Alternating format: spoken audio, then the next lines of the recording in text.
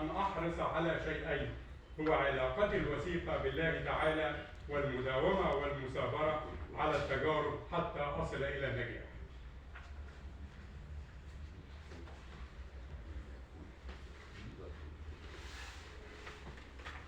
الكتاب الرابع فيه 21 شخصية: عبد المصري، ناصر دويدار، حمزة السروي، صلاح نعمان، خالد عبد السلام، سمير أبو الحمد، مجدي الجندي، محمد عبد العزيز، هاني البريدي، أحمد عليوة، كريمة محمد، محمد إبراهيم محروس، عبد الرحمن منصور، أحمد غنيم، شيماء الغياتي، محمد عبد الرحيم، وليد المصري، فهمي عبد الله، إسلام حنفي، حسن بعيلة، والمرحوم عبد الله الهادي.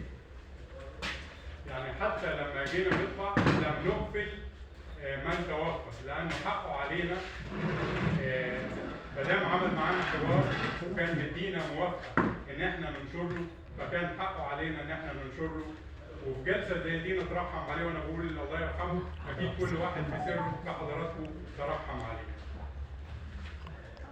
الأستاذ هاني البريدي بيتسأل سؤال من الأستاذ أبو زيد، بيقول له: هل يولد الإنسان شاعرا أم أن المثابرة على النهل من بحر الشعر تصنع شاعرا؟ ويمكن الإجابة فيها قولان عشان ما حدش يختلف على طول يعني. لا أنا هرد على حضرتك بس لما تخلص يعني على السؤال ده بالتحديد. يبقى حضرتك قريت؟ لا أنا دون أن أقرأ. هي إجابة واحدة لا ثانية لها. الإنسان يولد شاعرا لأن الله هو الذي يعلمك الشعر.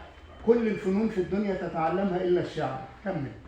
الأستاذ هاني قال إيه؟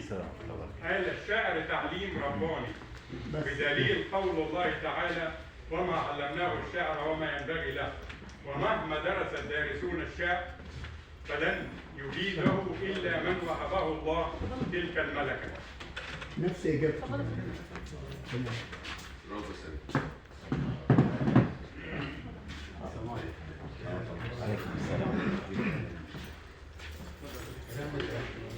وفي سؤال للأستاذ مجدي الجندي.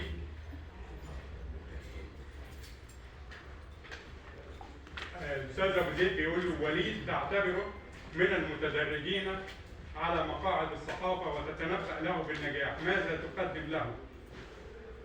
فبيجيب: الصحافة مثل قيادة السيارات لا وساطة فيها، لأن الإبداع ليس بالواسطة يا صديقي، والنجاح ليس سهلا، والاحتفاظ به أصعب جدا.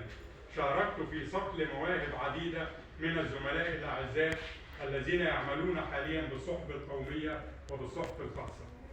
وفي سؤال للأستاذ سمير أبو الحمد، السؤال بيقول له بكل وضوح: حين يعود سمير أبو الحمد إلى أعماق نفسه كيف يراها؟ وأنا يمكن في المقدمة قلت لحضراتكم إن في بعض الإجابات فلسفية. أجبت قلت إيه يا أستاذ سمير؟ لا أنا أريد أنا أقول لك أنت قلت إيه بقى؟ هو مخ ضبط. ثالث.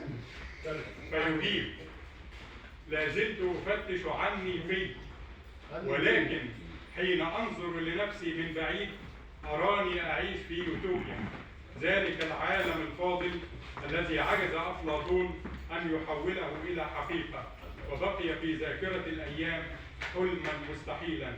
أنا أعيش ذلك الحلم المستحيل، لكن في النهاية أرى سمير أبو الحمد وحيدا رغم آلاف إن لم يكن ملايين الوجوه. الواد ده خطر. ده كلام يتدفن يا جماعة، مش ممكن يتدفن. ده يتوثق في كتب. برضه بعد إذن حضراتكم لما بنقول إن الكتاب فيه 20 شخصية 21 شخصية، لم أنقل سؤال من كل شخصية. أنا كنت بفتح عشوائي وأدور يعني على قدي على مجهودي على الأسئلة والإجابات اللي فيها عمق. فمجرد إنها نماذج اعتبروها نماذج عشوائية علشان ما نبقاش اخترنا حد على حساب حد. وفي سؤال للأستاذ إسلام حنفي بيقول له: هناك تراجيديا واضحة في معظم ما تطرحه من إلقاء، فهل تعمدت ذلك؟ فيجيب: إطلاقا لا أتعمد ذلك، قد يختلف الإلقاء تبعا للنص. عندما ألقي نصا عاميا لعمنا أحمد فؤاد نجم أكيد يختلف عن إلقاء الهمزية النبوية